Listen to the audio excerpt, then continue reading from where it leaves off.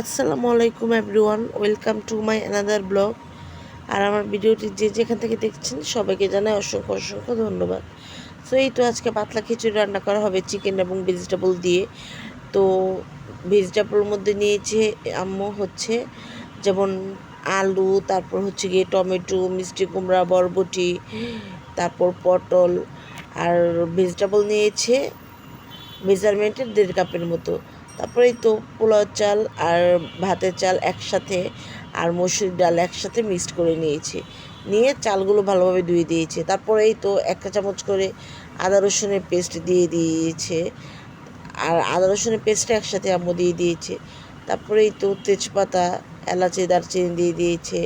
তারপরেই তো হচ্ছে গিয়ে পেঁয়াজ দিয়ে দিয়েছে, পেঁয়াজ কুচি 1 চা চামচের মতো। তারপর যে ভেজিটেবলগুলো আম্মু দিবে সেগুলো দিয়ে দিয়েছে। তারপরেই তো হলুদের গুঁড়ো 1.5 চা চামচ, মরিচের গুঁড়ো 1.5 চা চামচ, লবণ 2 চা চামচ। আর এটা তো হাতে মাখা মানে পাতলা খিচুড়িটা অ্যাকচুয়ালি পাতলা করে রান্না করবে চিকেন দিয়ে, ভুনা খিচুড়ি না এটা। সো হাতে মাখিয়ে এটা মানে আম্মু অলওয়েজ করে। তো আম্মু থেকে রেসিপি নিয়ে আমি আর আমার ছোটো বোন মিলে বানাচ্ছি, মানে রান্না করছি। তো আবার পরিমাণ মতো তেল দিয়ে দিয়েছি, দিয়ে তারপর একসাথে সবগুলো উপকরণ আমার ছোটো বোন আবার মিক্সড করে নিয়েছে। আর খিচুড়িটা খেতে এত মজা হয়েছে, আপনারা চাইলে এটা বাসায় ট্রাই করতে পারেন।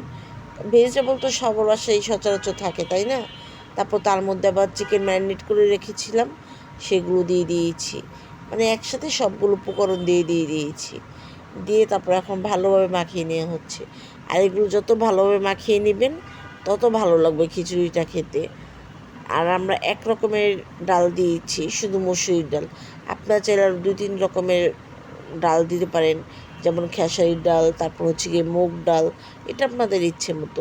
তারপরে তো মানে পানি দিয়ে দিয়েছি, আর পানি দিয়েছি হচ্ছে গিয়ে মেজারমেন্টের এই তো 2 কাপের মতো পানিটা অ্যাকচুয়ালি একটু বেশি দিতে হয়, যেহেতু এটা পাতলা খিচুড়ি, বোনা খিচুড়ি না, তাই না? তো একটু পানিটা একটু বেশি দিলে একটু পাতলা করবি, স্বাভাবিক। সো একটু পানিটা আমরা একটু বেশি দিয়ে দিয়েছি, ইচ্ছা করেই দিয়েছি, যাতে যেহেতু এটা পাতলা খিচুড়ি। দিয়ে আবার একটু ভালোভাবে নাড়াচাড়া করে দিয়েছি। তারপর হচ্ছে গিয়ে একটু ছোলা দিয়ে দিলাম। আর খিচুড়িটা আপনারাও চাইলে বাসায় ট্রাই করে দেখতে পারেন। তো দিয়ে আর জালটা আপনারা মিডিয়ামে রাখবেন, রেখে তারপর মানে রান্না করবেন। আর যদি হাই হিটে কেউ রাখেন, সো এটা লেগে যাবে নিচ দিয়ে খিচুড়িটা, খেতেও তখন এতটা আর ভালো লাগবে না।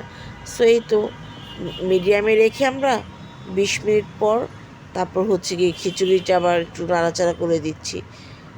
আর পাতলা খিচুড়ি হতেও তো টাইম লাগে না তেমন একটা, সব যেহেতু সবগুলো উপকরণ একসাথে দিয়ে দিয়েছি আমরা। দিয়ে তারপর যখন একটু মানে হবে, তার মানে খিচুড়িটা তার 5 মিনিট আগে হচ্ছে গিয়ে আম্মু আবার একটু ধনিয়া পাতা দিয়ে দিয়েছে, যাতে খিচুড়িটা থেকে একটা এক্সট্রা ফ্লেভার করে, সেই জন্য। তো ধনিয়া পাতা দিয়ে আম্মু আবার একটু ভালোভাবে নাড়াচাড়া, আমার ছোটো বোন নাড়াচাড়া করে দিচ্ছে।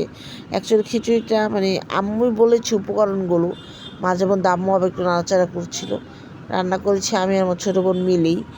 তো সাথে আবার একটু বিট লবণও দিয়ে দিয়েছি। বিট লবণটা দিলে হয় কি, একটু টেস্ট হয়। আর যদি কেউ বিট লবণ দিতে না চান, এটা আপনাদের ইচ্ছা মতো, আমরা আবার বিট লবণ দিয়েছি। আর যদি কেউ বিট লবণ দেন, তাহলে সেক্ষেত্রে আপনারা লবণের পরিমাণটা একটু কম দিবেন। তারপরেই তো আমার একটা মাটির প্লেটে খিচুড়ি নিয়ে নিয়েছি অল্প একটু, সাথে একটু আমের আচার নিয়েছে। আর আমার ভিডিওটা যদি আপনাদের ভালো লেগে থাকে, তাহলে ছোট্ট একটা লাইক দিয়ে দিবেন, আর কমেন্ট বক্সে কেমন লেগেছে